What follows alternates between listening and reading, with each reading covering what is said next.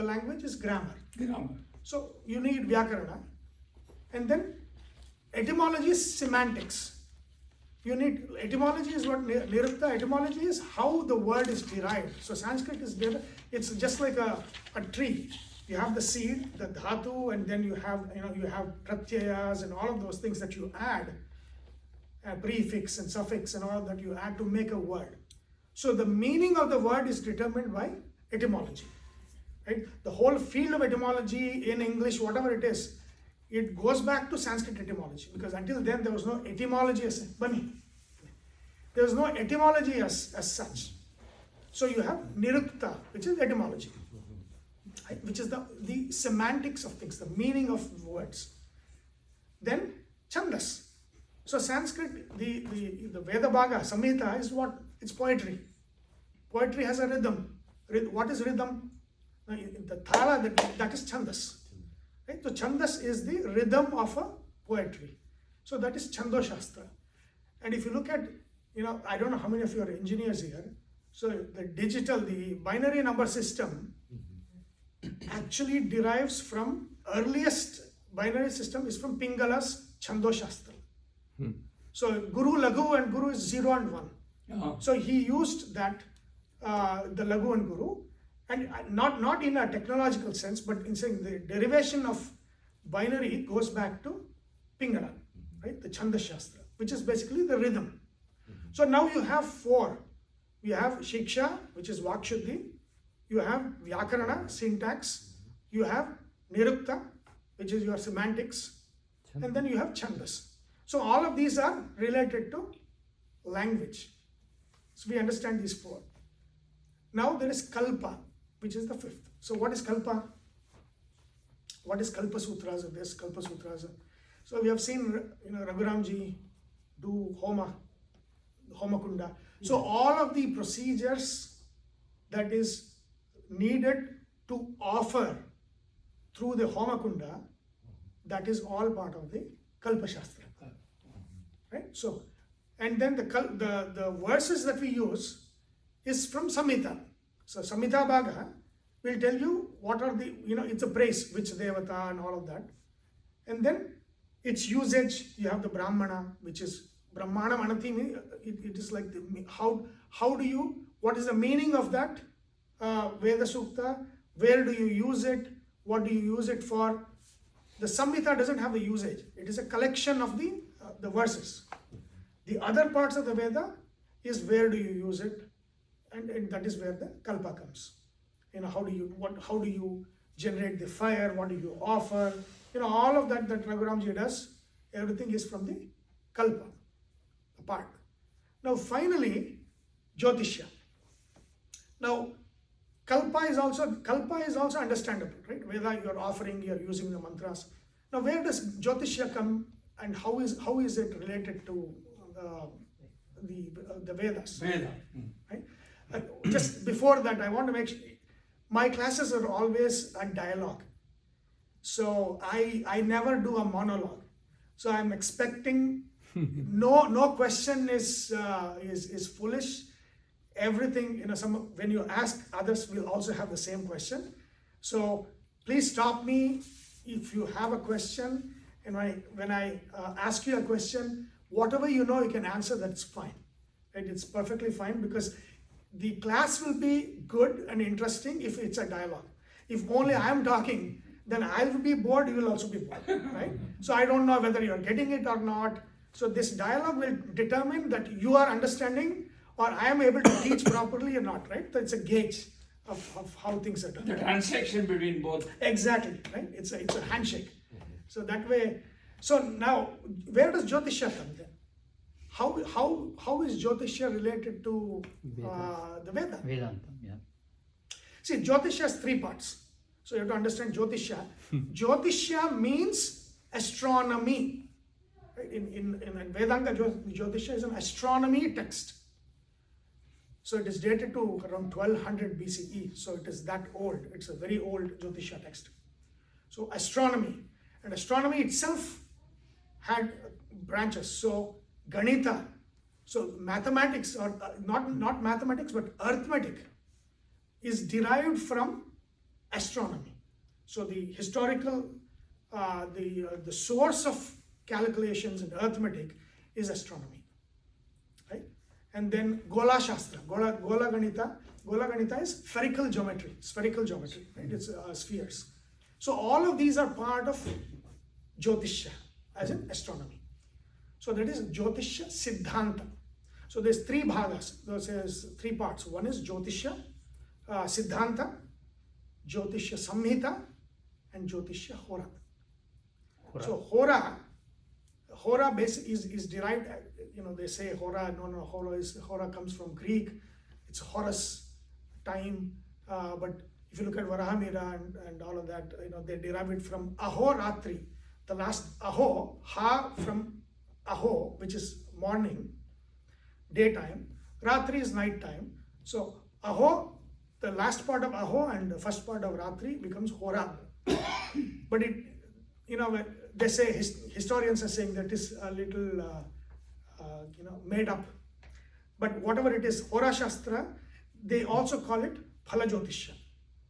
That is astrology. So astronomy is primary. Astrology is how it's an application. Right? Phala is the fruits. Fruits, yeah. And so if you look at it, astronomy had secular uses other than Phala Jyothishya. So if you look at why it was important, number one, timing of agriculture, right? Monsoons and all of that in India, it is all based on astronomical calculations. And it is all aligned to Chandramana, the lunar or the lunisolar calendar, not just the solar calendar. So that is one, agriculture, timing. Two is navigation. If you look at all the navigation, it was all celestial navigation. So they would look at the stars and based on that they would use it to navigate the oceans. Yeah. So these were two secular productive uses that they were doing, and that was the need for astronomy was for this. One is for the agriculture, the other one was for navigation and trade. But as a Vedanga, it's a very a specific use. You can say Muhurta, you can say all of that. So for the Hora, it is Jataka, then it is Prashna Shastra and Muhurta. Wow.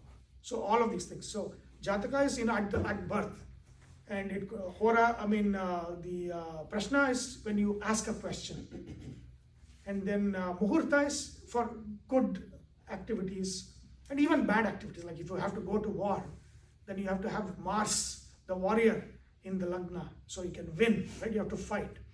So that, and then there's also another thing called Shakuna. It's based on just looking at the environment and deciding good or bad. Yes. So these are all from the Hora part of it. These were all the things. Samhita is more of. Which were the four on the Hora? So there is for the Siddhanta, which is basically the theoretical part, which is astronomy. So that is Ganita comes there, Gola Ganita and all of that comes in that. Okay. Samhita part is more world. It's like how will India fare now in this year? How will America fare? So that's kind of where will the earthquakes be? Now that the eclipse is coming, you'll hear a lot of earthquakes in the news in the next couple of days. So all of that thing, Varahamira had the Panchasiddhantika and all those, where he spoke about the worldly, natural, that affects the world. And the Hora is that which affects the individual. It affects the individual, how based on my birth or based on the Prashna, what happens, all of that is the Jataka part of it, the Hora part of it. Right?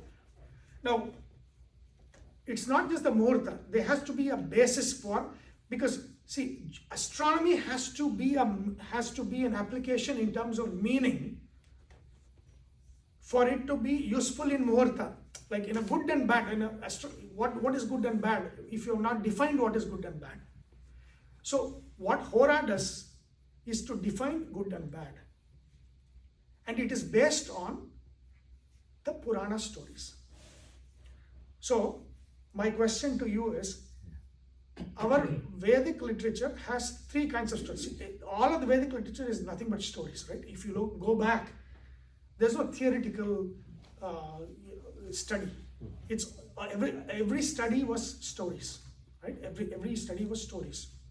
Now there are at least 3 kinds of stories. What do you think those are? Mahabharata. No. 3 kinds of stories. Kinds of stuff. Yeah, kinds of. Puranas, Itihas.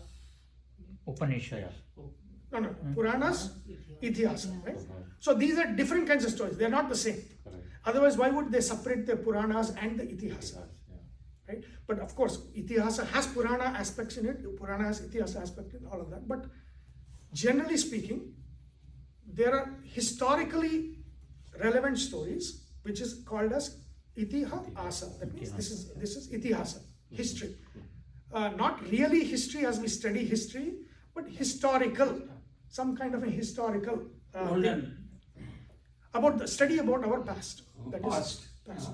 And they have identified clearly there are 2 Itihasas, which is what are the 2 Itihasas we have? That is the Mahabharata is one of them, right? Mahabharata and Ramayana. Ramayana. So there's 2 Itihasas. So Skanda Purana is not an Itihasa. Skanda Purana is a Purana, right? Vishnu Purana is a Purana. Now that is one kind of story. Itihasa is a story of our past, as a roughly historical. They say Itihasa is like it happened. Yeah, That's what it happened. happened. Yeah. But it's not like the history that we study. It's happened and it's an interpretation of what happened and all of that stuff.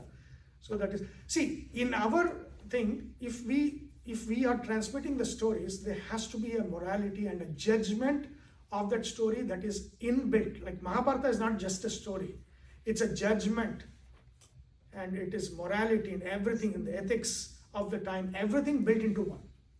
Right? So that is the Mahabharata's Itihasa. Same with Ramayana. So there are 2. Now the Puranas are a different kind of stories. So what are Purana kind of stories? Puranas are not histories. Puranas are not histories. Very olden times. No, not history. It's not history in the sense of history. There's a very important aspect to Purana that connects to Jyothishya. I'll give you one example, and now it will connect. Because how does Jyothishya work? Oh, it is the gravitational force. No, there's no scientific explanation for Jyothishya. So don't even try that. There's no scientific explanation. It works in a different way. So now, if you look at, there is a story in the Purana. It is there in many of the Puranas of Surya Deva, of how he sent away his wife Sanya, and then Chaya, who was Sanya, brought Chaya in as her replacement. She looked exactly like Sanya, and Surya had with Chaya Shani and all of them, Shani and Manu, Savarni Manu and all of them. Now, then what happened? Then there is a story of how the Chaya was not treating Yama, who is the son of Surya Deva from Sanya. Yama thought that the mother was not treating him well, so this is not my mother, this is somebody else, because I don't get a motherly feeling, even though she looks like my mom. For some reason she's not treating me. So she's treating Shani well, but she's not treating Yama well. So then one day, in the fit of anger, Yama kicks his mother. Yama is limp, you know that, right? So it's a curse from Chaya. So then Surya Deva comes, what is this going on? Then Yama explains, this is what is going on. I don't think it's my mother. Then Surya confronts Chaya, and then she says, no, I'm not. I'm like a clone of your wife. Your wife left you and went to Meru, this one, Uttarakuru, which is kind of like the Central Asian region. She's there in the form of a mare, right? Horse, female horse, and she is there. But I have replaced her, and in her place I'm here. And so then he says, go away. and then Shani also goes away. Then the Purana says Shani went very far away from Surya Deva. And from then on, Shani and Surya were never seeing eye to eye. This is the story. Now you cannot ask historical, did it happen in 7000 BC? No, this is not that kind of story. This is a different kind of story. First of all, what this story says is, like the constellations that we see around, they are all at every point of time telling a story. There is some graha in some nakshatra. For example, Shani is in the Meena Rashi, and then he's looking here, and all of these things are going on. So just like when you take a snapshot of a chessboard, and then you see some moves, it is telling you a story. It is telling, where's the king, where's the minister, or where's the rook. So it's telling a story of what's going on. The same way, every snapshot of all of the rashis and the grahas in those rashis, and the way they are positioned, all of that are telling a story. And that story is captured in the Puranas. So Puranas are the story that at every second we are seeing that is going on in the heavens. Right? So Bhuloka, Bhuvarloka, Swarloka is basically stars, constellations. Swarloka, Swargaloka. So whenever we say Triloka, there's only three lokas that we can see. Bhuloka, Bhuvarloka is in between. Swarloka is all the stars, constellations, stars. Three lokas. After that, we don't see that. That's like what we call universe, that's outside of that universe. Marloka, Janoloka, Tapoloka, all of those things are very outside. So Indra is the ruler of the three worlds, they say. Now what is the three worlds? Bhuloka, Bhuvarloka, Swargaloka. So these three. So all of the stories that's going on in that Swargaloka, those are the ones that are captured in Puranas. There's no when it happened, there's nothing like that. So it's not history, it's a different kind of story. Now what is a different kind of story?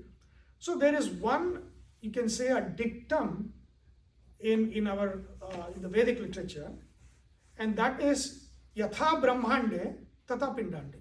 Yatha Pindande Tata Brahmande. Which means the universe and man reflect each other.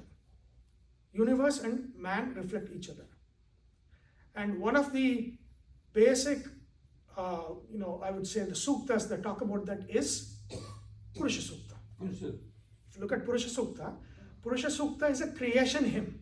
It is talking about how creation came about, but it's also Jyothishya hymn. Right? Chandrama manaso jataha chakshus suryo ajay. Now that means in Jyothishya, Surya rules eyesight. In Jyothishya, Chandra rules the mind. Right? So all of those things are already there in there.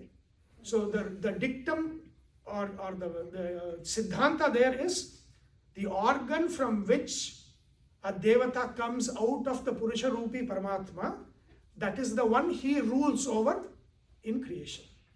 He comes from the sun. Surya comes from the eyes of the Purusha, Vishnu, and therefore Surya rules us, the eyes. So that is the connection. So Purusha Sukta is also Jyothishya.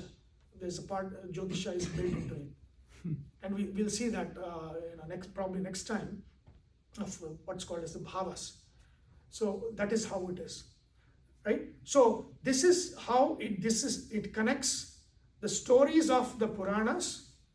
You can call that archetype, archetype or template. So now what happens is you are born when Shani and Surya are together in one Rashi. One thing we can say, the father and son will not see eye to eye.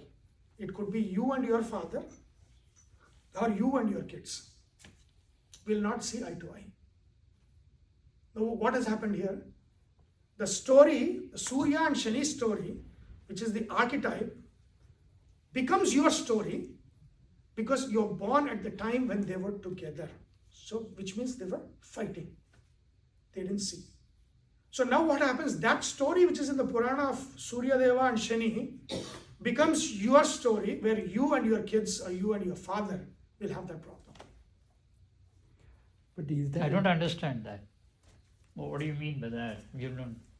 You and your father don't see each other. What does that mean? No, there'll be a fight. Manastama, right? You'll not see eye to eye.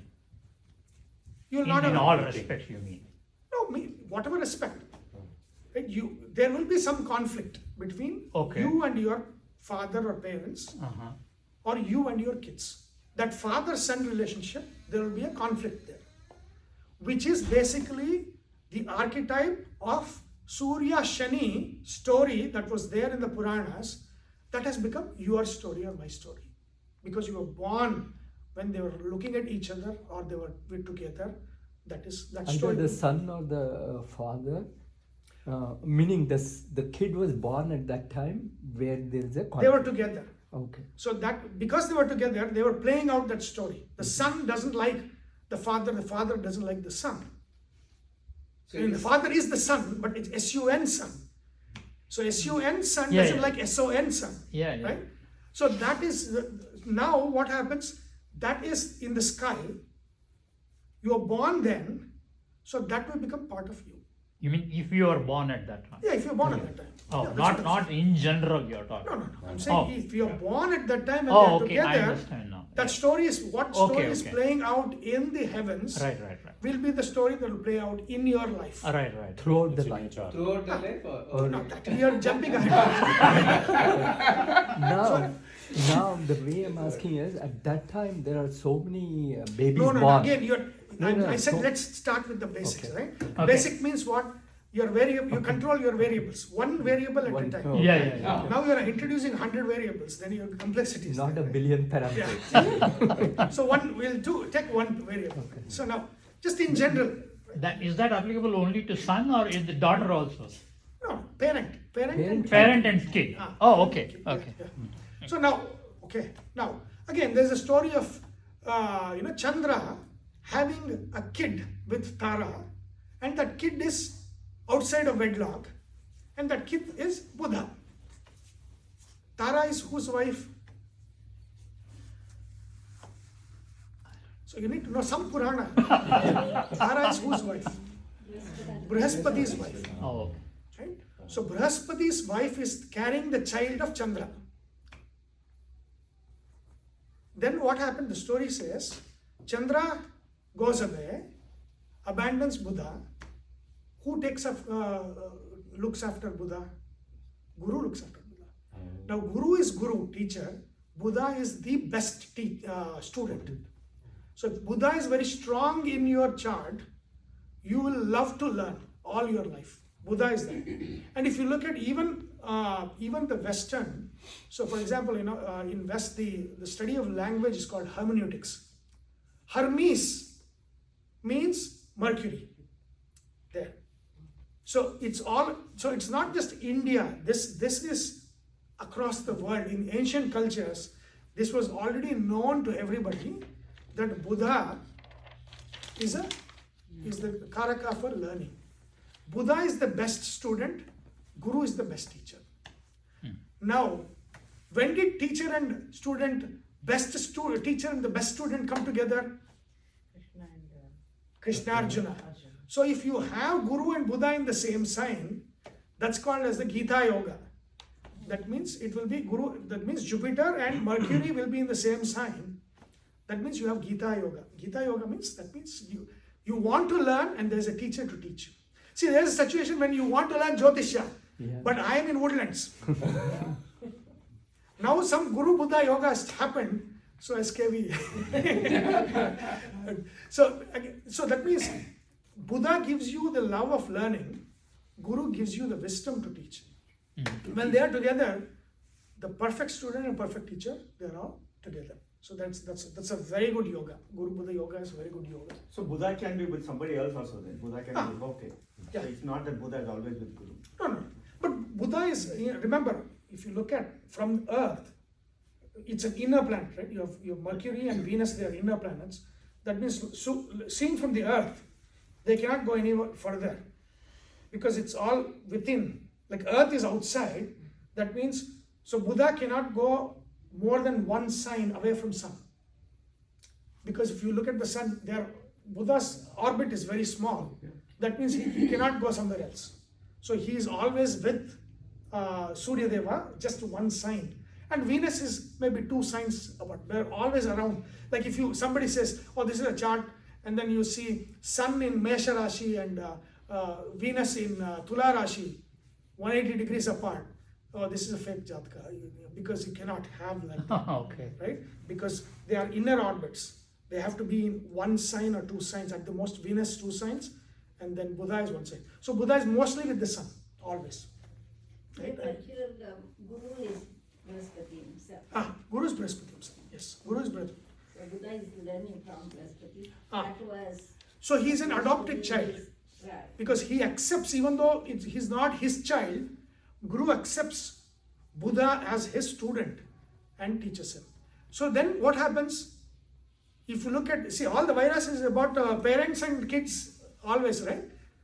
Surya Shani problem, Chandra Buddha problem. Chandra doesn't like Buddha, Buddha doesn't like Chandra. Buddha accepts Guru Correct. because he's the one who accepted him. Chandra abandoned him. Yeah. Right? Now, a lot of secular Indologists must say, see, what example is this setting? No, this is not an example to follow. This is an archetype of stories that will become part of our life. So, Devata stories are not stories to follow. Devata stories are what is playing in the heavens that becomes our story when we are born in that time. Right? So nobody is asking you to follow Chandra or somebody else. There's nothing about following. There's a different, for following, there's a different thing itself, right? There's Dharma Shastra for that. But these are the stories of heavens which tells you what kind of stories become our stories. So there is the story, which is the archetype, which is the Puranic stories, and there's our story, which is when we are born, that story becomes our story. Kind of a destined. We'll come to that. So just understand this part, right? What is the connection of Jyothishya Right. to Veda, Vedic literature? When I say Veda, I'm also talking about Smriti also, Puranas, Itihas. Purana, basically. That is, the story of the Puranas are the story of the constellations and the planets that's playing out. Even now, there's a story going on. Right? Somebody who's born now will imbibe the archetypes of the stories that's going on around. And those are templates. They don't change. They're all the templates. They don't change. There It's is a Puranic story. A finite number of templates. No, you cannot say finite numbers. Or there's Yeah. okay. So there's all these templates, and then they become our stories, right? And so it's not gravitational force. Nothing is connecting the heavens to us. There is something which says that things happening at the same time reflect each other. How, what, why, we don't know, but that's how it happens. And that's the reason why, like if somebody asks me a prashna and there's some shakuna happens, it is happening at the same time. So that means that will provide you the template of this question will have that kind of answer. So Shakuna Shastra is based on that. That means things happening at the same time will have the same templates. So looking at something which is obvious will give you an answer to something that we cannot see. Right? So do not try to use scientific methods and all. It doesn't work. Right? It's not how Jyothishya is studied. Jyothishya is studied this way. Right? It's a belief system. No belief system. That is Or Abrahamic okay. belief system. That's faith. This is not faith. Okay. This is a fact. Like it's you have And to then test. this pairing that you're talking about, is it throughout your life or is it in? Again, we are okay. introducing 10 more variables Okay. now. Like, Okay. Let's stick to Okay. one variable. Right? Okay. So we have Chandra Buddha story, Chandra Buddha Guru story, Surya Shani story. Of course, Rahu Ketu story is there in the Kurmavatara, Mohini, and all of that. Right? So we know Rahu Ketu, how Rahu Ketu were formed. And their enmity with Surya Chandra is also there in that story. So see, these stories are giving meanings to eclipse. Right? So it's not that there is eclipse is a shadow. Nobody is disputing the fact that there is one Rahu snake is eating. No. the Rahu is eating and all of that is a semantic of the there's a physical shadow that is there. I mean, if you look at all the Siddhanta, astronomical texts, Siddhanta talks about the shadow. Hora talks about the meaning of the shadow. So when we are talking about the meaning of shadow, that is a different thing. So do not mix Siddhanta with Hora. Siddhanta is the meaning of the, Hora is the meaning of the Siddhanta. Siddhanta is the physics of it, the mechanics of it, how it works, what the shadows, all of those things is Siddhanta. Hora is what does all that mean in our life. And the connection is what? Between these two. Purana stories, archetypes, right? Brahaspati, of course, is Devaguru. His enmity with the Shukracharya, Daitya Guru, right? So all of this, why, for example, Shukra becomes Ucha, very, very powerful in Meena Rashi. Why is it? Again, if you look at where did Shukra get his Mrita Sanjeevini Vidya? From Trambakeshwara, Shiva. Right? So that Trambakeshwara rules Meena Rashi. So like that you will see, all of these things are not simply somebody made it up. These are the things that are following the Purana stories. So Purana stories are very, very relevant, but don't mistake it for history. It's not history. Many people will say it's history and all. No. There's historical part also, right? Puranam Panchalakshanam. There are 5 king list and all that comes in there. There might be historical elements, but I'm talking about ahistorical elements. Right? So until now, is it clear? Just one variable, is it clear? How does Jyothishya connect with Vedanga? So you talked about the nakshatra and the rashi in between you use, right? Yes. So when the person is born, at that time there is a nakshatra and rashi in play. That template is... All nakshatra and all rashis are there all the time, right? So, but then how which do is I relevant get... for you depends, Yeah. So I get a rashi even at the same time... When you say you get a rashi, again we are jumping ahead. Okay. When you get a rashi, basically means where is the moon when you were born. That's let's say when you do Archana, what is your nakshatra? Yeah. Translates to where was the moon when you were born. Okay. That's it. That's all. And why is it important? Go to Purusha Sukta. Chandrama manaso jataha. How is your mental attitude? That is determined by where the moon was there. Of course, apart from many other influences. So how many sessions we're going to have to get to that? I don't know. No. I never teach with the plan. No, you started now. There's so many variables are getting in play, right? That's why this is a foundation course. Okay. Only up to a foundation. That's it. Not nothing. So more. maybe if you have some content, you can publish it. I've been teaching for 20 years. I didn't even publish one book. Meaning Aupaurisha means it's all verbal, right? So if it is written somewhere and then it helps us. Right, you didn't bring the book. No, no, I can only write one variable, but then that's why it's manageable. Your background, if you have some content, it'll be again. I think we are jumping ahead. I think she's also recording, so it'll be there. Yeah. The reason why I don't encourage recording is that then it'll give you an excuse not to come physically to the class. I mean, if I can drive 1 hour 10 minutes from Woodlands to come here, if you signed up, you should be here. I'm going to publish this after 4 classes. Don't publish it. Just say, you have to create the interest. Just say, there's a recording. But if you come to one of these 4 classes, then you will get access to this recording. Otherwise, no. We don't want freebies, right? So there have to be some responsibility from the other side. Yeah. So one question, there are 18 Puranas, right? Yes. And so when you say Puranas are linked to, so all of these are linked to the Vedanga. Yeah, I mean, it is a part of the... There's a lot of stories that repeat in these Puranas. I don't want to kind of, take a detour and go into that. But see, Purana, when Puranas talk, like I'm doing Kathopanishad, I'm almost close to ending. So in the Kathopanishad, the Nachiketa story is in Kathopanishad. But it is also in one of the Veda Sukta. It is also in the Mahabharata.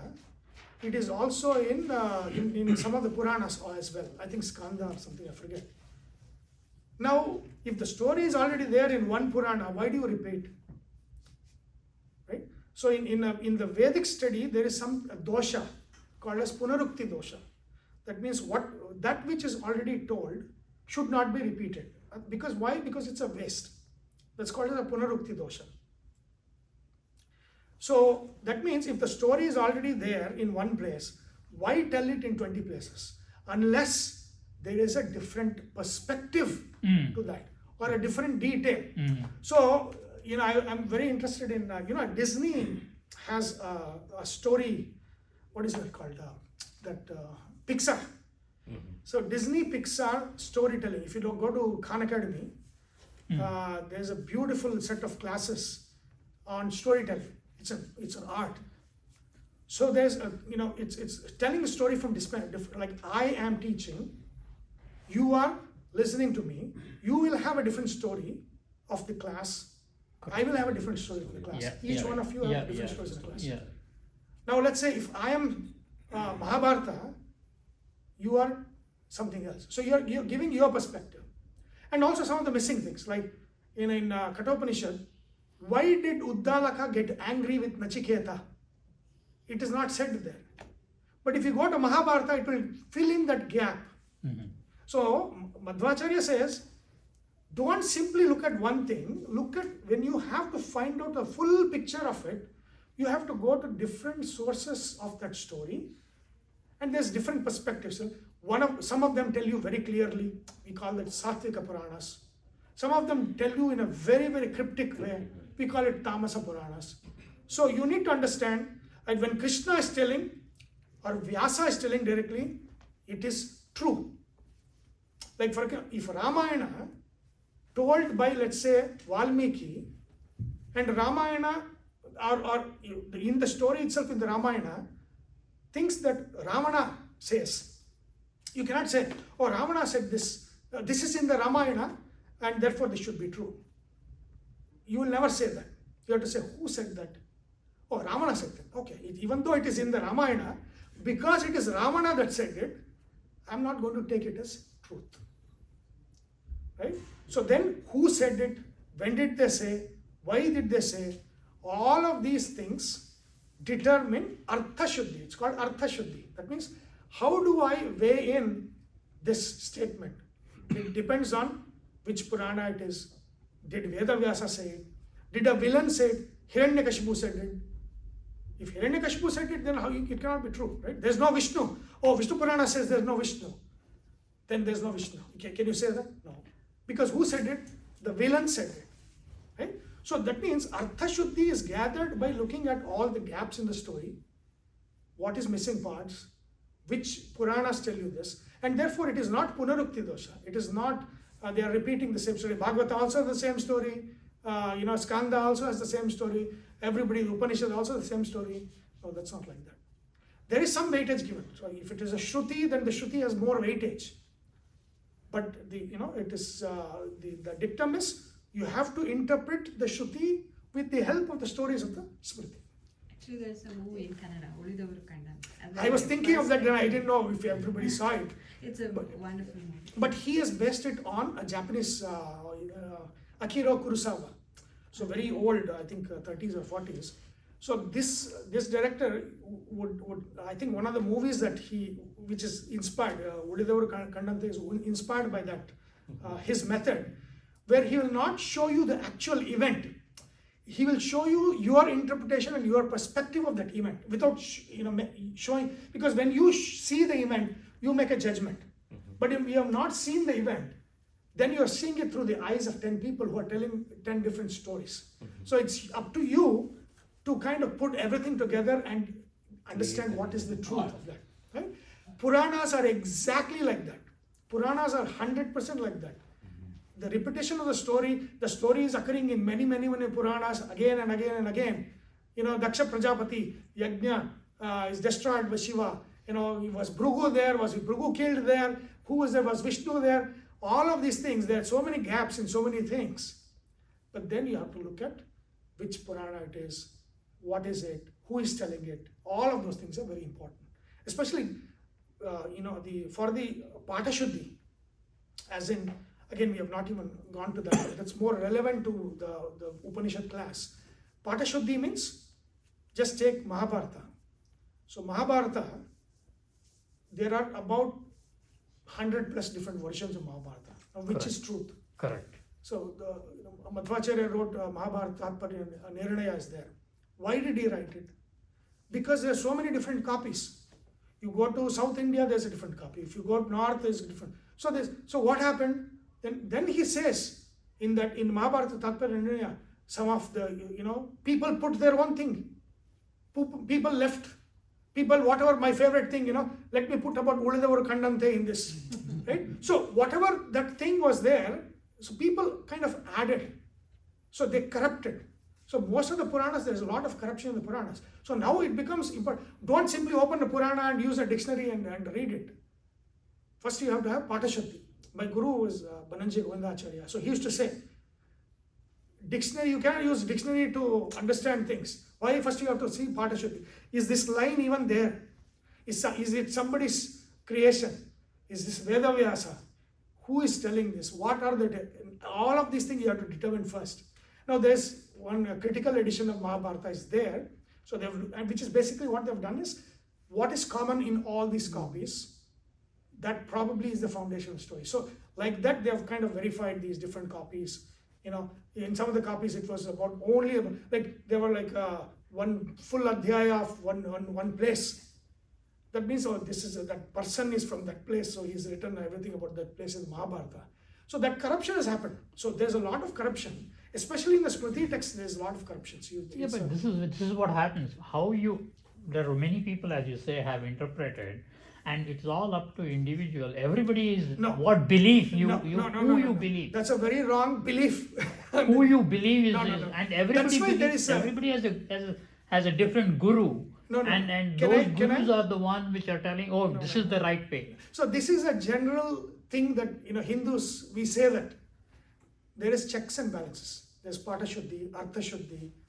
There is there's Tatparya Lingas. In the whole Purva Mimamsa is about Tatparya Linga. It is Upakrama, Upasamhara, Abhyasa, Phala, Purvata. All of these, you have to use all of this for Artha Shuddhi. So it is not my guru saying. So even in the Brahma Sutras, it says one guru says one thing, Bauddha says one thing, another guru says another opposite thing. Correct. Is it based on faith? It cannot be.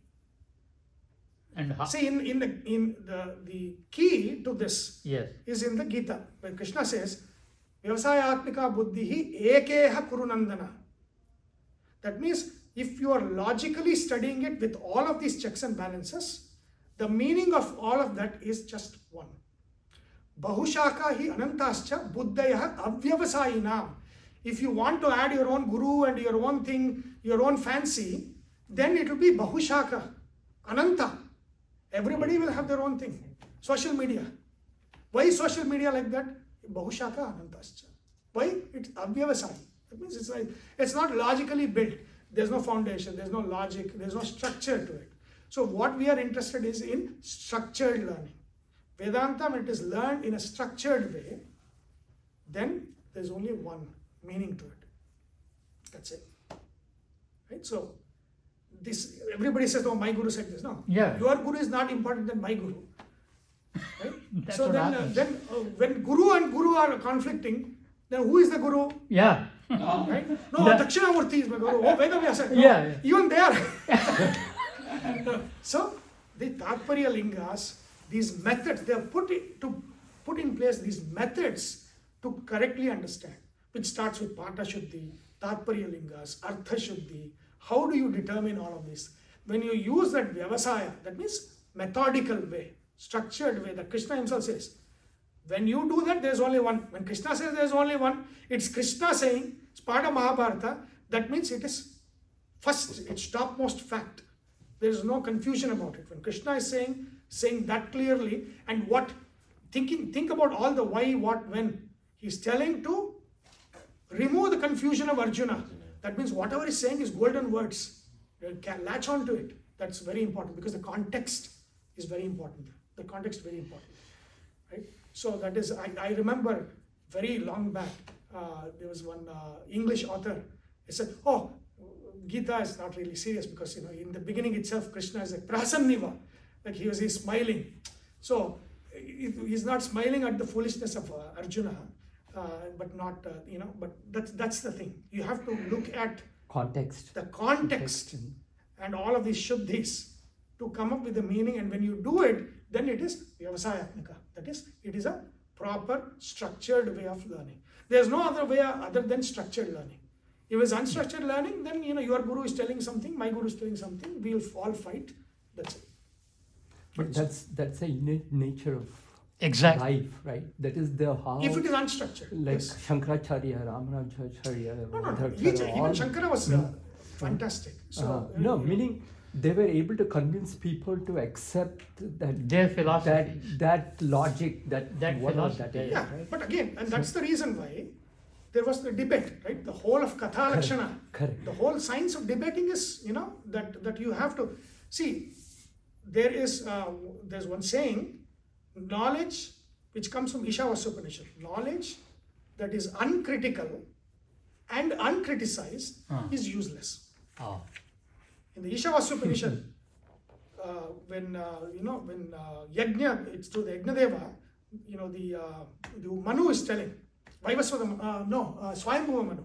So Swayambhuva Manu is the Rishi of that Upanishad, Ishavasya Upanishad. So he says, Antantama pravishanti ye avidyam upasate bhuya ivate tamo yau vidyayam rataha. It doesn't make sense. It says, they go to Andantamas who are indulging in avidya upasana.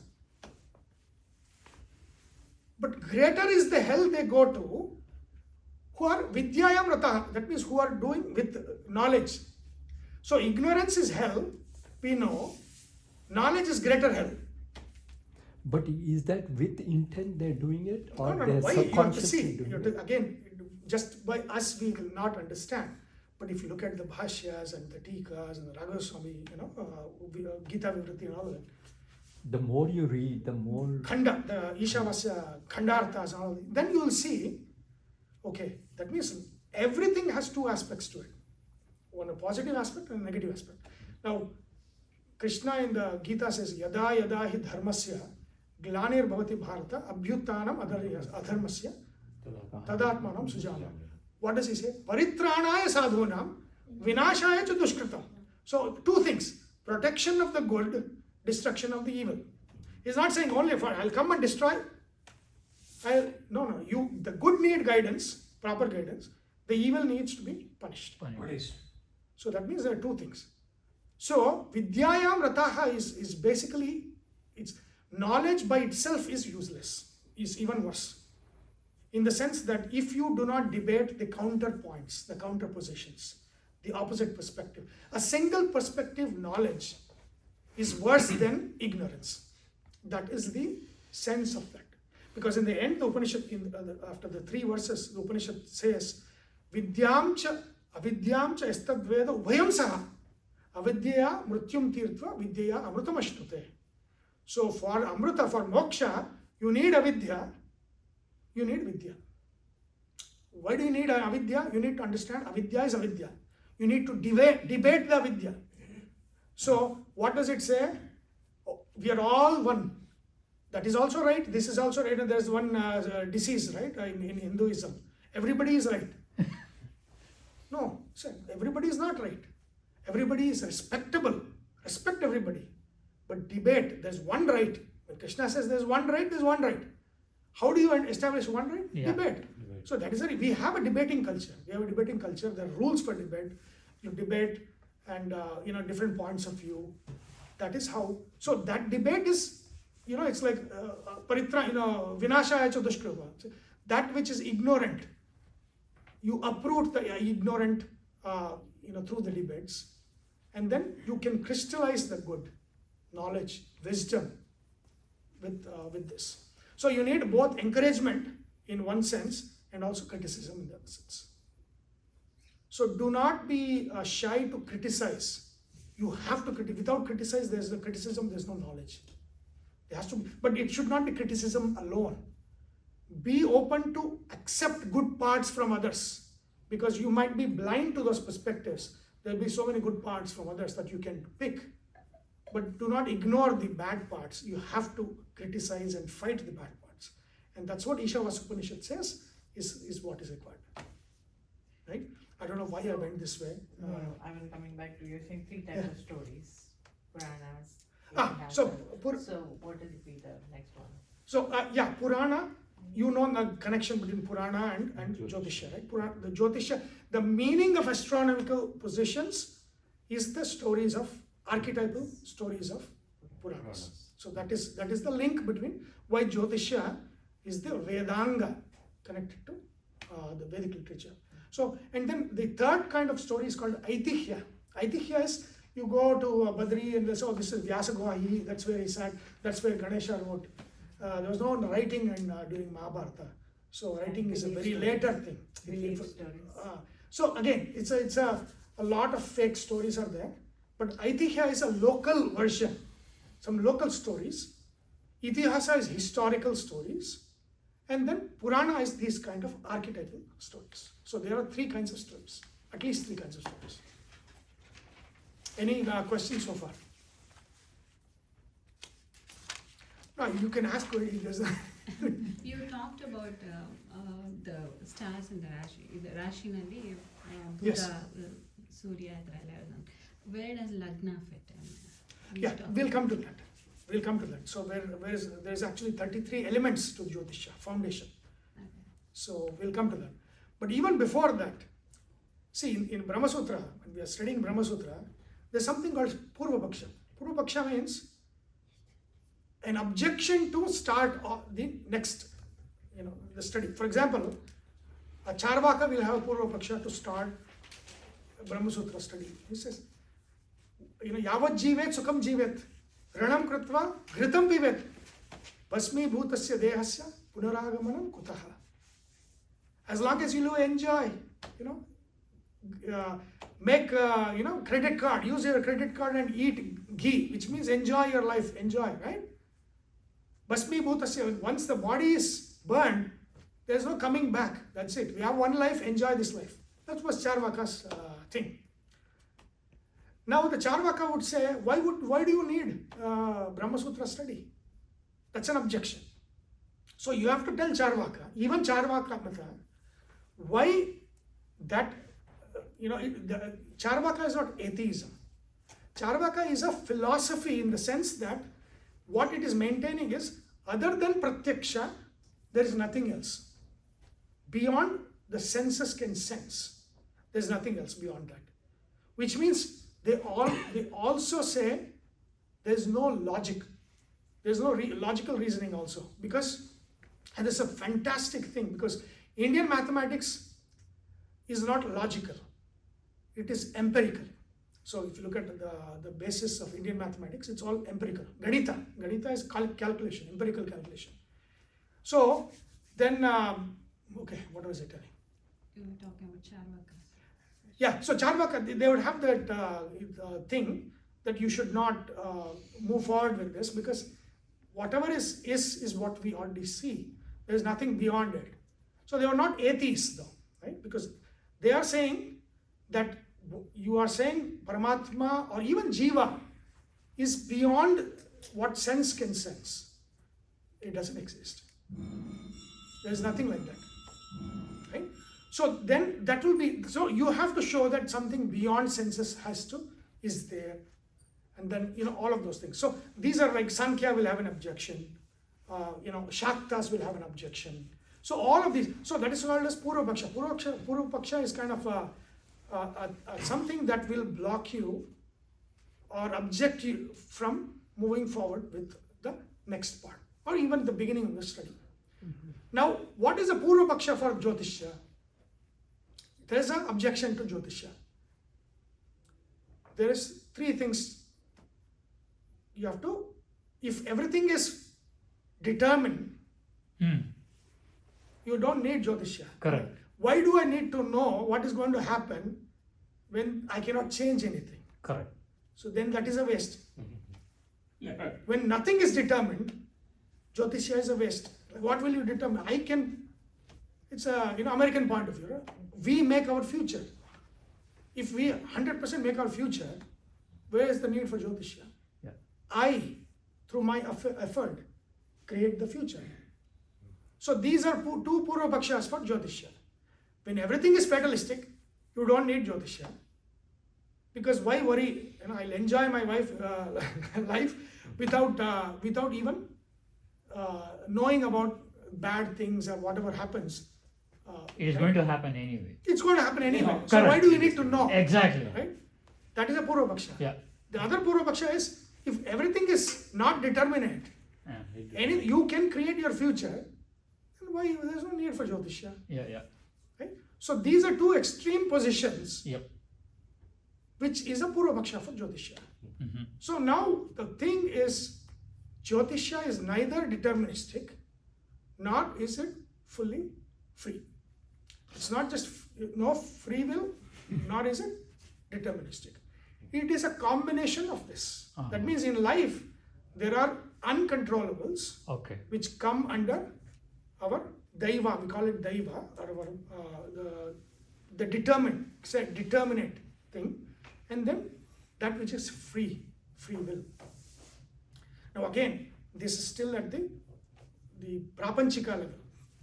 If you then you may say, naham karta, harik karta, tat puja, karma chakilam, isn't it all? Yeah, but it is, we don't know Hari's chitta, right? So let's keep it to just the daiva part, all the devatas and all of that.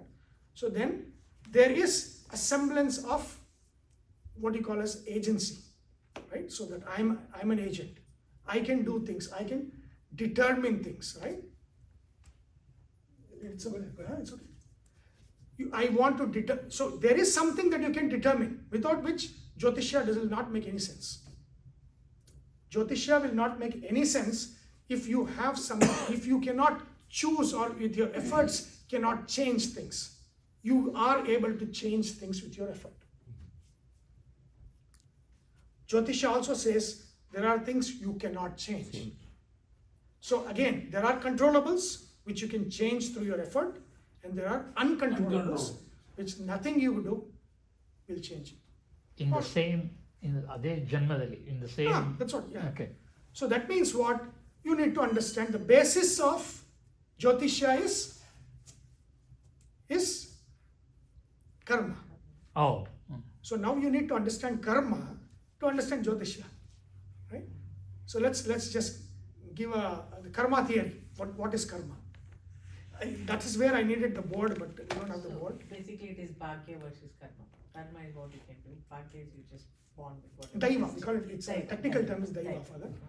So now let's look at when we are born, or when when the kalpa started, when the Brahma opened his eyes, chitta jagrata, they say, all our karmas opened up.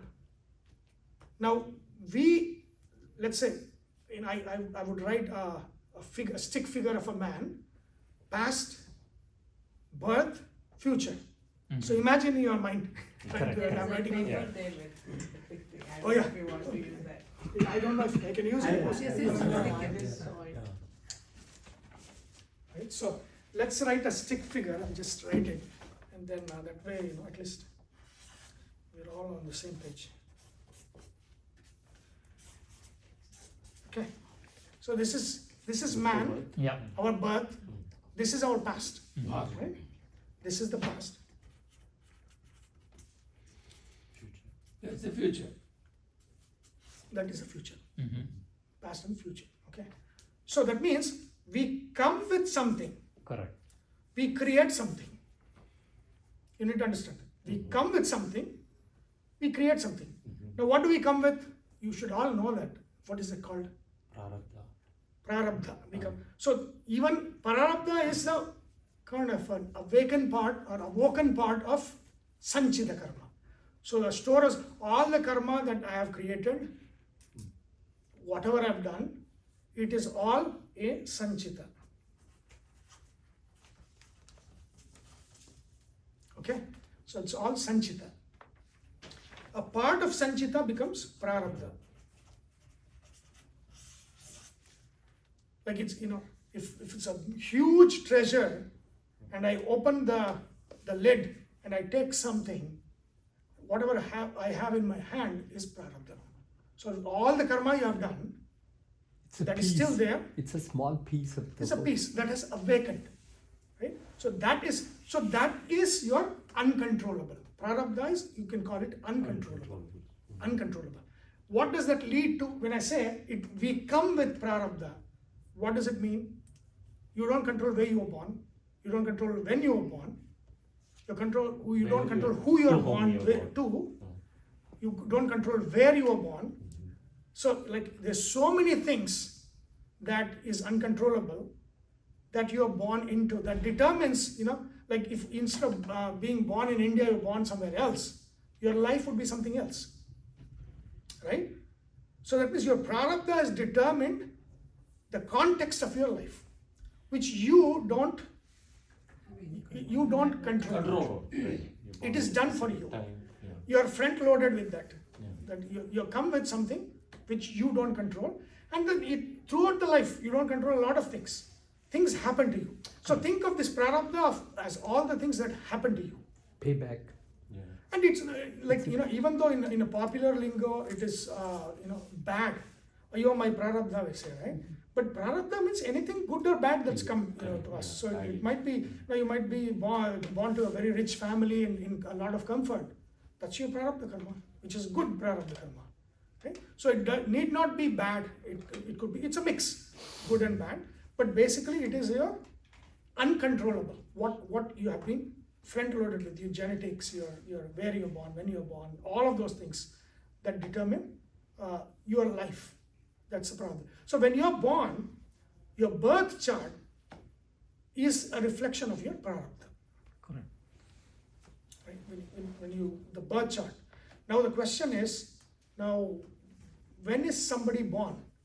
So there's a huge debate about the lagna, Yeah. right? Is it the first cry?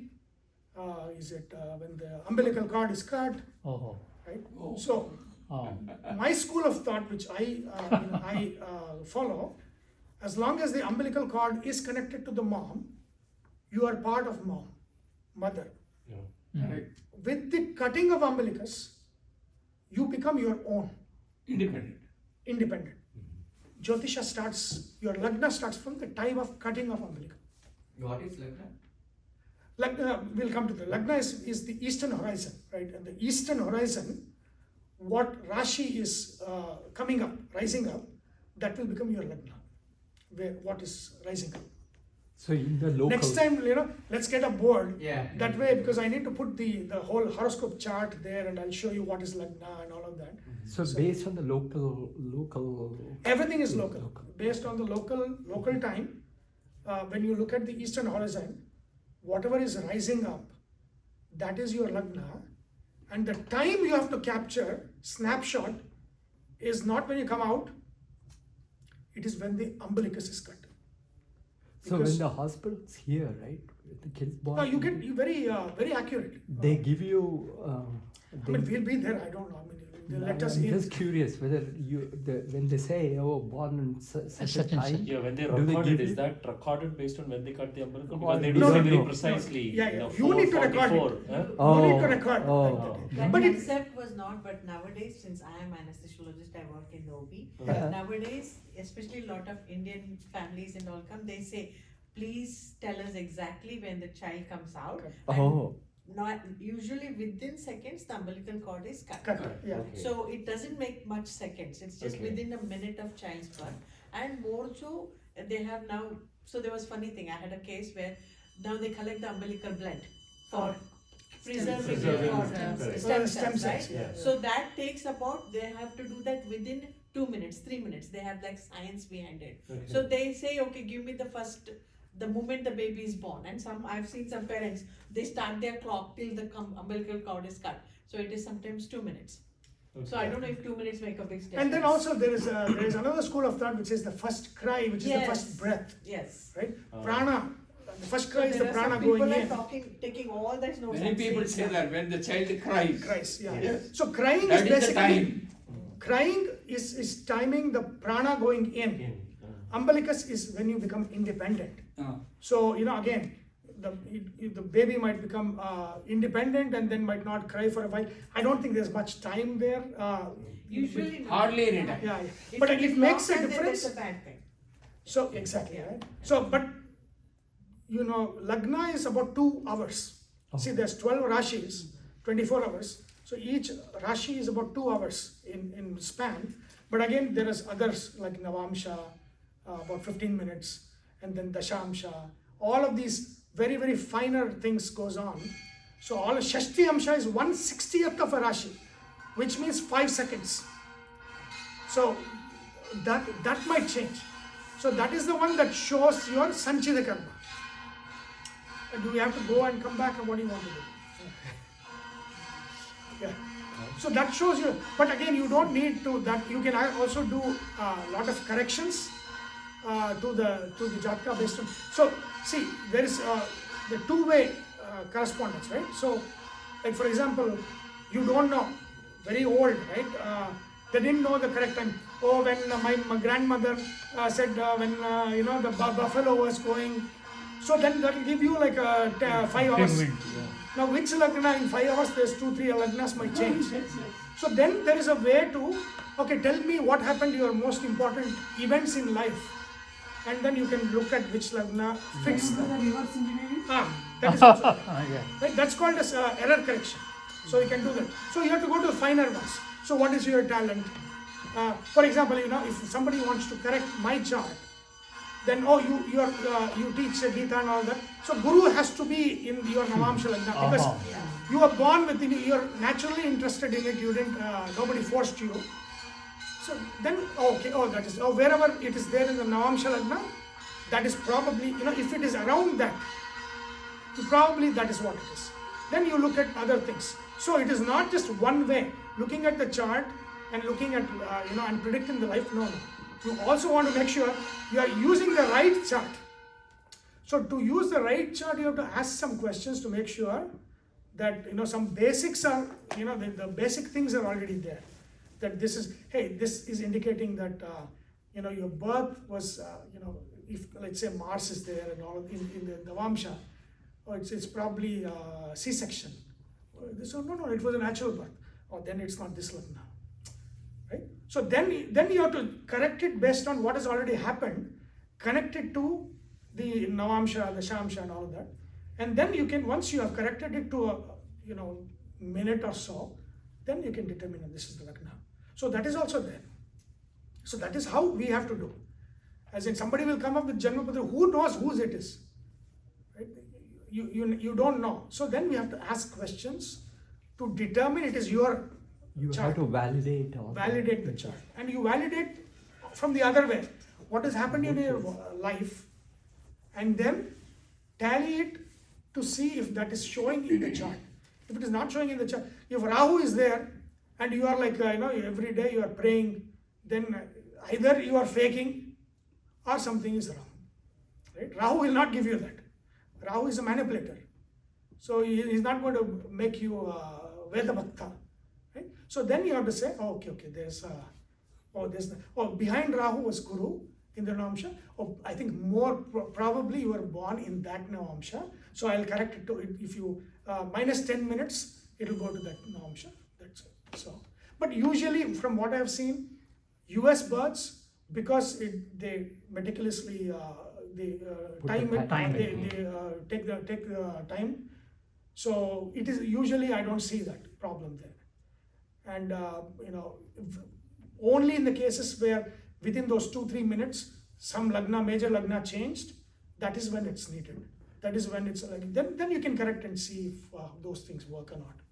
So does the prarabdha drive when you're born too? Because right? Yes. So your prarabdha and whatever. Prarabdha drives everything. Prarabdha drives all the uncontrollables. Okay. Prarabdha drives, what kind of birth you'll have. So Brihaspati, the Guru and the Buddha all coming together is all prarabdha's major part of it is that. Exactly. And why it is so, we'll do in the next class. But this is so this is what you need to know. So when so in that school of thought where they say the first cry, that the thesis behind that is when you inhale, the prana brings the stories of all the rashis and constellations through the breath. So it does make sense in that way. So between the, whatever makes sense, if breath time makes sense and it is tallying with their events in life, that's probably so. But I think it is the umbilicus, cutting of the, because you are independent. But breath is also, very important, because how do you connect? The breath is a connection between Daiva, what is going on in the heaven, and the individual, Hora, right? So that is the connection. So both. But, if you have any grandchildren or, children that you are expecting, all the time, right? It's the cutting of the umbilicus and the first cry. Note down both. Note down both. Note down both, just in case. Yes, correct. So here's the other question, right? Meaning my dad also is very good at astrology, meaning people would come to our house throughout the day. So we were debating, right? So now you are born naturally, meaning it's like at some point you come out, right? But if you do a C-section, if you look at the stars, you look at all these, and Correct. it's an auspicious time, you can still give birth and get baby that is It's fine. all those, right? No problem. But it is again prarabdha. That means It is prarabdha is making it happen. prarabdha is making it happen. Exactly. So that's where That again, means your prarabdha is so good that so I was trying Yeah, to say, your father is a big astrologer and he He tells determines. you that this is the time of the month. That's fine. You came up with a very good prarabdha, right? So that means in that case the Shani and Surya are not together. It means there's Guru and Ravi are together because your father is the a good chemistry is astrologer, right? So yeah, that doesn't matter, right? Whenever it is, whether you manipulated it or it has happened naturally, it is when the first breath happens to the child, it is still uncontrollable. Correct. Yes. To the child, Correct. the child is not told, father, you Determining go when, do it, yeah. right? It is to the child, it's still happening. So it is still prarabdha karma. So that is, so that is the basis, right? So that is where you determine the time of birth. And I think we were talking about the Purva Paksha for Jyothishya, right? So we said the karma theory. So prarabdha karma is what you come loaded with. That means what is the undetermined. I mean, what is determined. Is prarabdha karma is what is determined. What is the uncontrollable in life. That's what it is. Now, there is another dictum. Your previous karma will not generate your next karma. Right. So then it will become like a regression. I mean, it is infinite cycle, right? So I did something bad. That bad is creating more bad, and there's no controlling. So that means your purva prarabdha cannot create your agami. Your prarabdha can create a situation, but it is not going to create your next karma. Yeah. That you have to see. Can you That means your prarabdha karma that you have come up with is not you're going. paying it, right? No, don't You'll think pay of in this In particular this birth. janma. it is prarabdha karma is only setting the situation in which things that you don't control happen to you. Think of prarabdha as something that happened to you. But what happens to you will not create new karmas. You have to act with your free will. Intention. You have to act with your intention, like you said, intent. But then the Buddha and the Guru You is don't leave meaning- Buddha Guru. No, they are also in play, right? Meaning the father-son conflict. But then they created your situation. That's They already created- done. They created your talent, your brain power. correct. Yeah, You that's just it. you just play it out. You play it out. Yeah. you play it but out. you're not creating new karma through that. Okay. Right? So your new karma, to create new karma, you need intent. So in philosophy, if you look at the philosophy, kriya and karma are two different things. Kriya is an action. Now let me ask you a question. I sit down. Is this punya karma or papa karma? It's Kriya. Sit down. It's an action. No action. It's an action. That's all. Is it punya karma or papa karma? You cannot say that. Exactly. So kriya has no value. Karma is not kriya. Karma is not action. Karma is what? kama, intention. The intention behind your action Oh, is what in philosophy is called karma. It is not your action. I'm walking to my car. Is it punya karma or papa karma? No. What is it? It's a karma. It's a habit, right? I'm doing it with habit, which is that's it. So it is ignorant, right? When if I'm doing it with it's subconscious, unconscious, I'm doing. So that's not papa karma. So then where is a karma? When there is a desire that happens through me, conscious. desire, the conscious desire, or even unconscious desire. Whenever there is a desire that you project and that gets acted out, The thought. thought and desire, it's the same. So when that desire, Ichha Shakti, right? So the Atma, Jiva comes with what? Three Shaktis. There's a Kriya Shakti, there's a Ichha Shakti, there's Jnana Shakti. Jnana Shakti. So that means at the Jiva level, there is Ichha. We can desire something, right? And in the physical body, where does it come through? Manas. Manas is what? Sankalpatmakam manaha. Sankalpa, the desire to do something, arises in the manas. Mind. Manas. We cannot even say mind, because in the Antakarana, if you look at the Indian psychological thing, it's manas, buddhi, ahankara, chitta. Chitta. So that is, so manas is kind of where you are desiring, where you are kind of debating, should I do this? Sankalpa, vikalpatmakam manaha. Vikalpa. What should I do? That vikalpa is there, right? That is all in the manas. But when you have nishchaya, buddhi. Oh, should I go to Sunil's class today or not? Oh, let me go. When you let me go, that decision is buddhi. Buddhi is the if you are in the engineering field, it's the decision, yes or no, yes or no. That basically it is nothing but buddhi. It's how buddhi works is yes or no. You decide and you do yes or no. Right? Ahankara is identity, identification. Aham. So it's not, you're bringing yourself. It is your action is towards you, right? I want to go. It's not go. It's I want to go. It is my want. Self-identification. So identification. But that is the Swarupa. That is what you are, right? Ramana is. No, we'll come to that. Oh, The Swarupa, where is it? But outside in, so we'll come to that karma theory. So that is buddhi, ahankara. Chitta is all the memories, right? It could be genetic memory of the body. It could be your previous karmas, your prarabdha that is coming through your chitta. Basically, it is stored in your chitta, the prarabdha. Base operating system. Yeah, the operating system. Yeah. That's what it's there in your chitta. That is so supta manas, your subconscious mind, your how your body is shaped, how you present yourself, all the uncontrollables in life is all through the chitta that manifests. So you talked about prarabdha, and then the future karma is. You're not got the future. No, but it has conditioned me. Condition. That's the right word. To behave in a certain way. Correct. That means the future karma is going to be happening based on the past karma too, right? No, because that's I'm what I'm saying. conditioned. It's no. That means change you're your going in the Purva Paksha. You're saying everything is deterministic.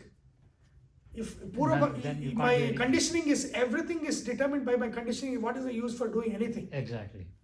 The father and the son conflict is conditioned, meaning it is happening, right? But you can go But and then- talk to your father and then have some you can get resolved, right? Can it not Sometimes, be done? yeah, sometimes. But you can. Yeah. That means But- something other than conditioning is also there. Okay. Otherwise, Jyothishya doesn't make sense. If it is deterministic, Jyothishya, you don't need to study Jyothishya. So that is where the thousands of kids born, they deal with the same father and son conflict different ways. That is But where also, the most powerful is the other fastest changing. So you see, Shani is in one Rashi for about 2.5 years, right? So that means people, kids born in this 2.5 years will have, all of them have Shani in some place. Is it same for everybody? No. So, and that is the reason why they stop at Shani. There's no grahas. Because the slower it is, the less it is impacting you. Because it's the same for everybody. So the highest impact is the fastest moving. Lagna, Chandra, they are changing fast, right? Navamsha is changing very fast in every 15 minutes. So the fastest moving is the one that is the most powerful determinant of your uniqueness. We are all unique. If it was not uniquely represented in the chart, then how do you say, these twins born, this boy is like this boy is like this, one is born as a girl. So then so you have to explain. I said it's two ways, right? You have to explain the world in the chart as well. So the slowest meaning will have very deep, moving will have a very deep impact, but will not be unique. The fastest moving will be the most unique, that determines what is it for you. That kind of changes things, right? So that's why Lagna is very important, Chandra is very important. Why they ask you Nakshatra when they do the puja, it is Chandra is the fastest moving in the chart, among all the grahas. So they look at Chandra first, right? Then Lagna is the fastest in the Rashi itself. Lagna moves very fast. So these two are very important. Whatever is fastest moving is very important determinant. Right? So now we have looked at the past. Now, does it make sense? Because we want to create Jyothishya on the foundation of karma theory. Right? Now you understand prarabdha. What is prarabdha? Is prarabdha completely deterministic or not? No. In the Indian philosophy, there is something that it's called as Purushakara. Daiva, Purushakara, Hata. Three things are there. You have to understand that. Daiva is what comes from our past. And now, what comes from our past? Who determines it? What comes from our past? Who determines what comes from? The karma of the previous one. Who did that karma? You. So your previous karma Correct. is your today's luck. Correct. Yeah. So you are involved in every step of the way, right? So God did not create, Krishna didn't create the situation for you. Krishna is unbiased. You did it. My job is to give these Graha Devatas the jobs to give the fruits to you. That's it. Who did it? You did it. So your previous action is your current luck. If your current action will be your future luck. Future. Okay. So why should I do good? Do you want to be lucky in the future? You want to get a good guru in the future? Go study today. Do all of this. So that karma will create those things that will put something in motion, so that will become your prarabdha for the future. Where when you want a guru, there will be a guru that comes. So between there, you talked about the prarabdha, and one about that was what? Which one? The karma. So again, No. I was trying to say, how do you pick out of the chest, right? How do you pick no, which that is karmas? Brahmadeva. How do we pick? I don't know. No, Only Vishnu does. but you're saying, meaning we picked up the prarabdha when we came, right? But No, out we of didn't the- pick up the prarabdha. Uh-huh. I didn't ask anybody's permission. I didn't give anybody's permission. Why they created, I don't know. Okay. So somebody picked. I was born. They gave me my karma back. Oh. So nobody is cause of anything. There is no anyaya. Whatever I did in the past, they are just giving me back. Out of 20 whatever things, I picked up only 2. There's still some more left over. Maybe this 10 very more bad. lives left. 10 more left over left. Some more left. Okay. But I don't know if it's bad. It's So, good yeah, that this was correct. picked. At least Correct. it's good. Correct. Okay. I agree. So that is why Sanchita could be burned. Your sadhana can burn Sanchita karma. Oh. It cannot burn the prarabdha karma. So again, we are jumping ahead. But this until the point of birth, we have come to point of birth. Just one question. Yes. So when you say prarabdha, you have it based on your previous karma. You come with loaded with that, Yes. and you do good for your next one. Correct. So is it possible that in your philosophy to correct not it, my correct it, correct It's it? Vedanga. No, your understanding. Understand. Is it possible to correct it in the current Janma itself? We are still born. Yeah, we are Now still born. we have to work now. Yeah, but now is we'll it come Next to class. that. That is a question for the next Next part. class. Not this. Yes, So we- you're born. Yes, we can. The prarabdha is there. Yeah, We have come to that point. Now you're jumping to when we are born, we act after we are have to born. do. yeah. So that is that part, which I'm going to talk about it now. Okay, okay. So when we act, there are three kinds of actions, or three kinds of things that some of them are acted upon, some of them we act. One is called daiva. Daiva. See, until birth, where I was born, when I was born, all those things that prarabdha will determine that. Even now, things that I don't control, that is happening to me, it is still prarabdha. Correct. The word that Draupadi teaches karma theory to Yudhishthira in the forest in Mahabharata. So I am deriving this from what Draupadi said and how it was clarified by Madhva in Mahabharata Tatparya Nirnaya. That is what I am telling you. Right? So when even in our life, there are things happening to us. Right? So that is Daiva. That's called Daiva. That means again in our life we have uncontrollables. There are things happening to us that is beyond our control, and it will always be there like that. There are things happening to us that is beyond our control. One. Two, it's called Purushakara. So Purushakara is Kartrutva. There's a whole debate of are we kartas or not? One school of this, man is not a karta. For example, a dog. Is dog a karta? Do you know what a karta means? Doer. Somebody with No, I know doer, but what Doer. does doer mean? Consciously does it. Intent. intent, Right? yeah. So, does dog have a sadhana? No. Because it doesn't have a kartrutva. Which if you translate to today's language, it means what? It is driven wholly by prakriti, nature. It cannot make a choice. Right? Dogs will not be able to make a choice. I mean, maybe some choice, whatever it is. But not a choice at the level of sadhana. You cannot make. There's only one animal that can make the choice. What is that animal? Human. The human being. Right? So it's the human that has the ability of buddhi, Intellect. intellect, which means you can choose over and above what your prarabdha, which is your prakriti, is driving you to do. Uh-huh. None of the other animals can do anything. Right? So now karma is only. Does dog have a karma? No. He cannot, right? Because, No. yeah. None of the animals have karma, but they're all walking, eating, fighting. Yeah. So then isn't that papa karma or good karma? When a lion eats somebody that's walking in the forest, they were such nice people, but lion ate them. Isn't lion getting papa karma from that? Then it is destined.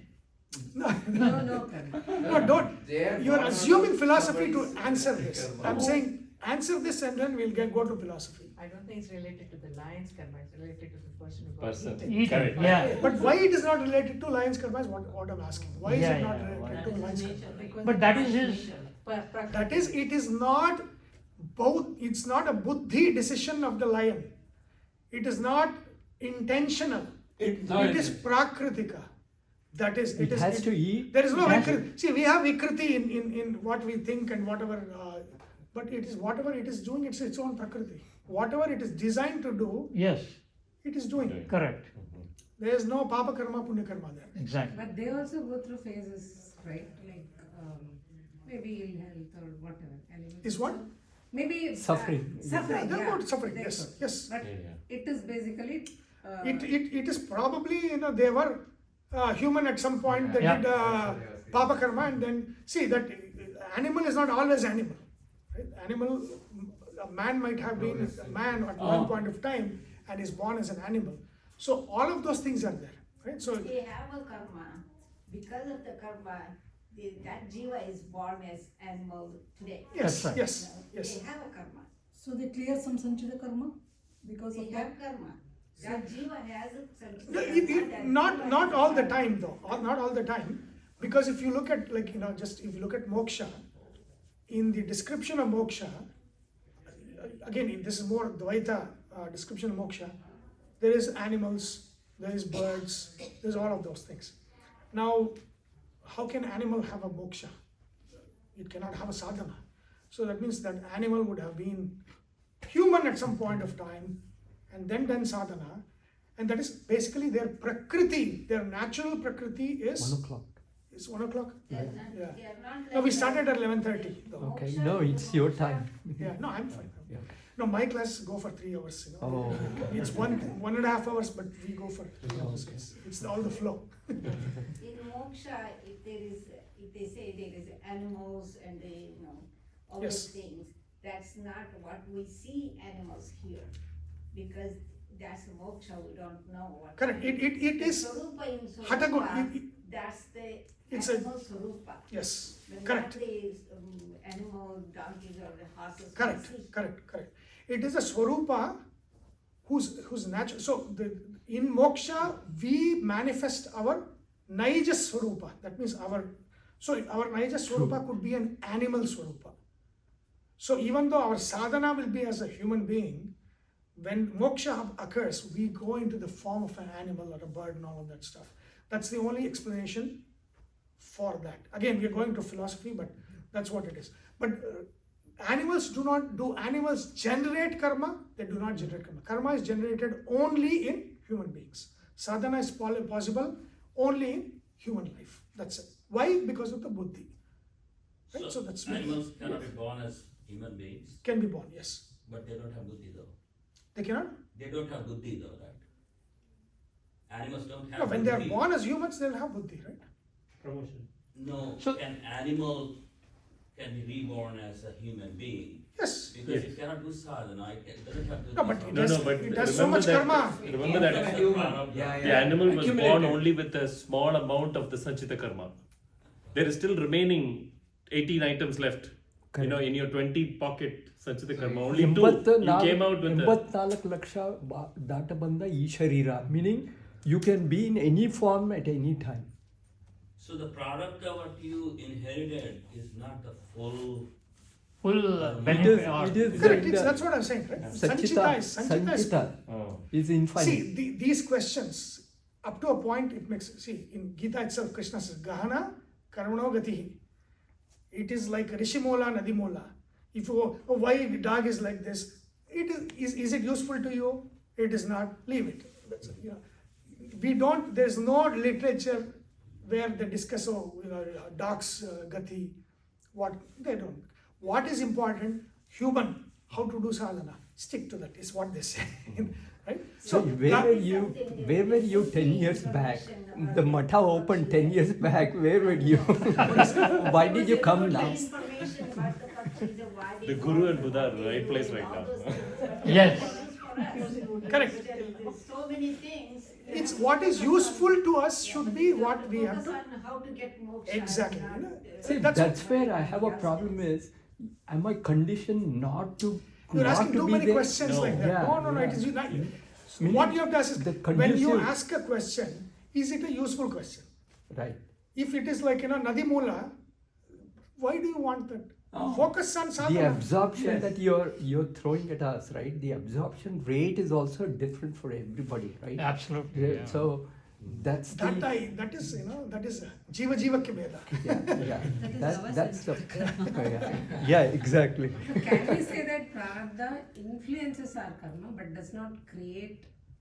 Correct, exactly. And I'll tell You are you. only preconditioned. No, particularly. again, That's where it let's is not hard. jump in. Next one, right? So we have studied Daiva, right? I'm sticking to what Draupadi. So why Draupadi is saying this theory, karma theory to Yudhishthira? So when they go to the forest, Draupadi is seeing Yudhishthira is fully settled in the forest. This guy has no idea of, there's no desire to go back and get the kingdom. Palace. What is is he even going back? Because he's like fully settled in the forest and his aram, right? Satisfied here. He's satisfied. Then she goes to Bhima, and Bhima is the most pragmatic, right? She tells Bhima, this fellow, if left like this, he will be staying here itself. We are not going to get the kingdom. Has he thought about how do we raise the army and allies and the weapons and all those things? So many things are due, but this guy is just sitting. Then why don't you go, tell him? And Bhima, being the pragmatic person that he is, said, see, if I tell, he will take it in a different way. If you tell, the impact is there, a lot of impact is there. You go tell him. So then she goes and then said, do you know that, that there's these three kinds of karmas. You should not be satisfied with your fate.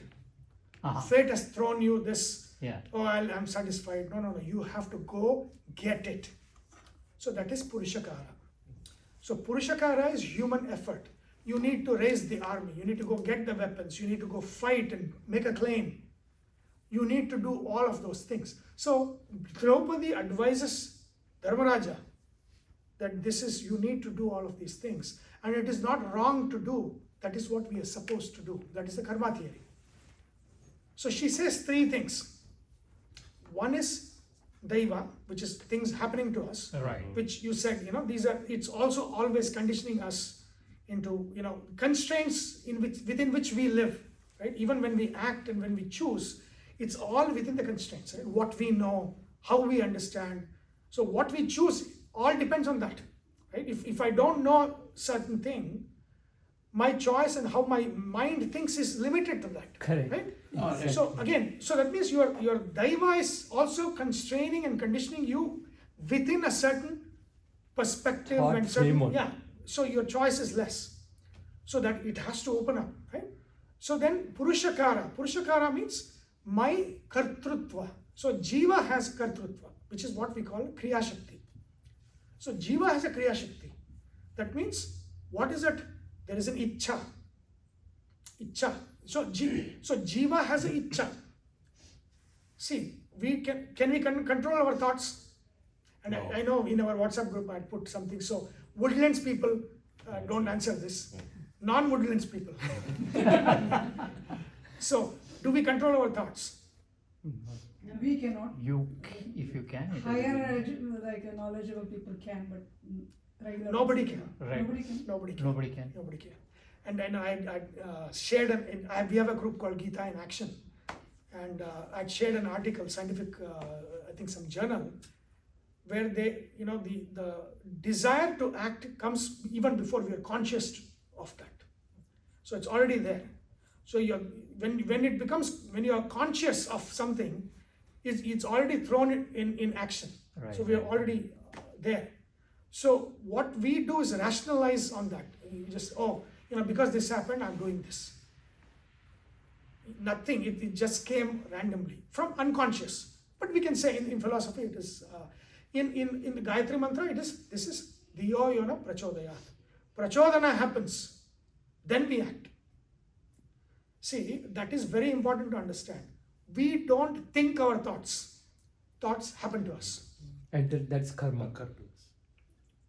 Karma, that is Daiva. Let's say Daiva. Okay. Diyo Yona Prachodayat. That Prachodana, that is Daiva. That Prachodana is happening a certain way. So thoughts occur to us. Do we create thoughts? Do we say, I created my thought? No. No. It occurred to me. That means I didn't control it. If something occurs to you, do you control it? No. Then where do I act? Where do my kartrutva come? Where does my kartrutva come? When that thought comes, I choose to identify with that thought and act. That is where my kartrutva comes. Okay. Right? So my kartrutva, 1 second, I need to take Ambode. So, where is my kartrutva? My kartrutva comes when that thought arises. Then I identify with that thought, make that ahankara comes, right? I identify with that thought, desire arises, I identify with my desire, and I act my desire. That is where karma is generated. That is Purushakara. Right? Thoughts arise. And that's what Nahankarta Harikarta, Tat Puja Karma Chakilam, right? Thoughts are arising, desires are arising, karma is happening. But as long as I don't identify with, there's nothing going on. It's a noise. You can make it as a noise or you can action on it. It is, yeah, exactly. And if you look at Vipassana meditation, there's a lot of meditation techniques where you are an observer. Raja Yoga. Where you are a witness. And that witness mentality is what that is. So it is so fraction of a second between a thought and action that we don't have a space between thought and action.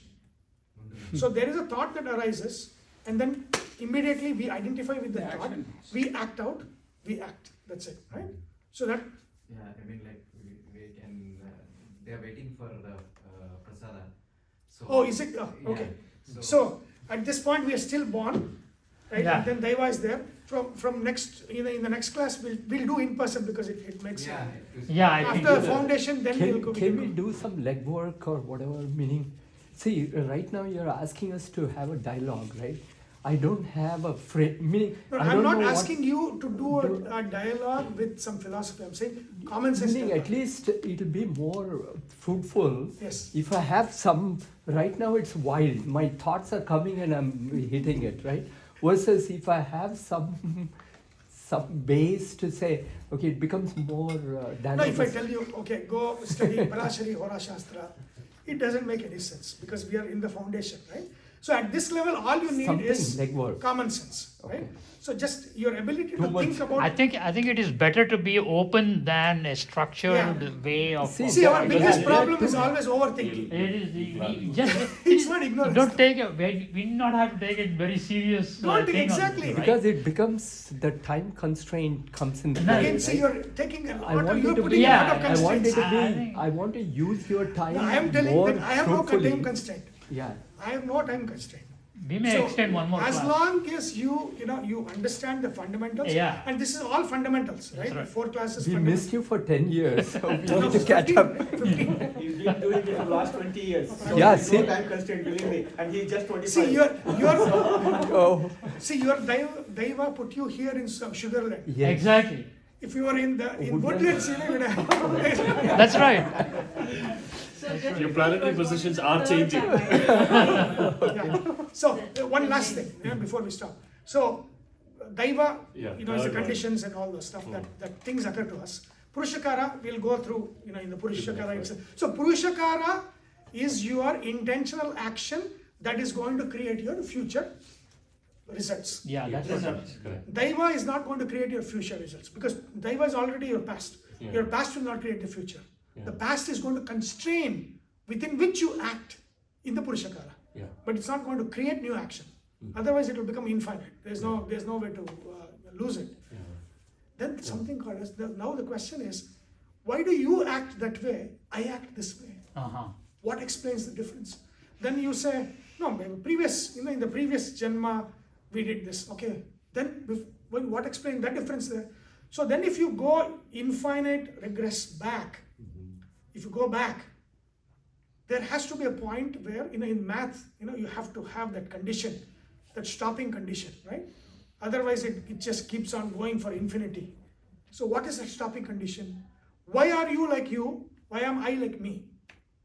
That is called as hata. It is jiva subhava.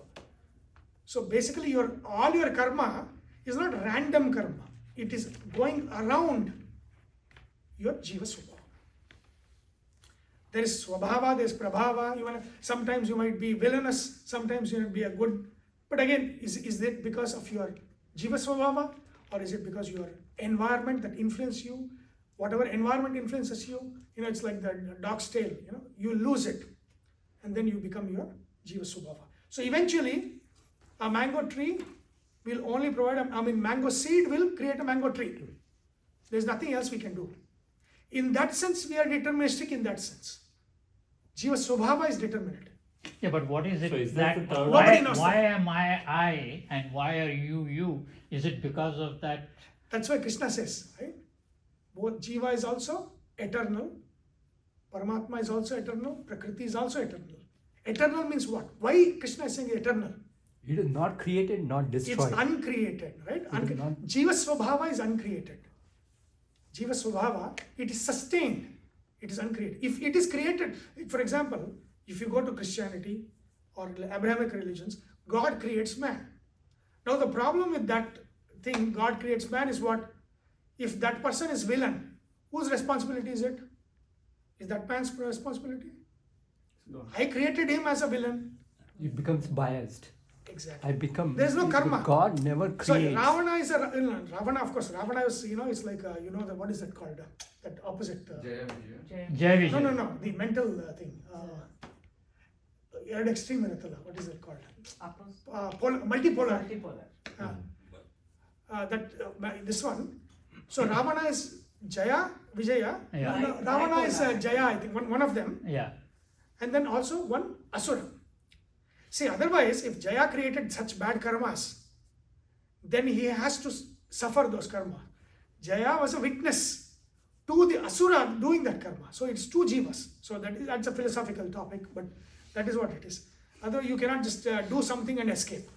So why is there not a clear answer? Why is it always subject to interpretation by you or by him or by? Why is it Gahana not like karmano a, gati. why? No, the other thing is like the I father. think they're waiting for it. So Father son example was a nice no, one. let's Finish the prayer. Om Vasudeva Sutam Devam Kamsachanuramardanam Devaki Paramanandam Krishnam Vande Jagadgurum Om. Very nice.